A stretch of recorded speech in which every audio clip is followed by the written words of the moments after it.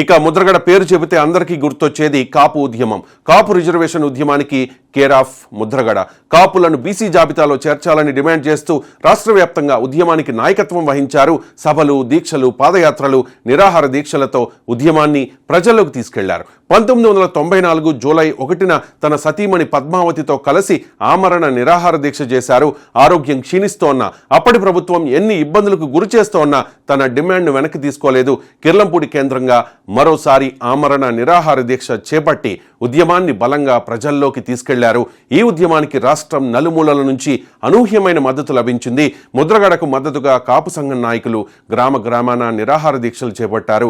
2016లో కాపు reservation ఉద్యమం నేపథ్యంలో కాపు ఉద్యమాన్ని మరింత ఉధృతం చేసే దిశగా కాపు ఐక్య గర్జన చేపట్టారు. ముద్రగడ ఇచ్చిన ఒక్క పిలుపుతో 10 లక్షల మంది తుని చేరుకున్నారు. ఆ తర్వాత ముద్రగడ చేపట్టిన నిరాహార దీక్ష రాష్ట్ర వ్యాప్తంగా సంచలనంగా మారింది.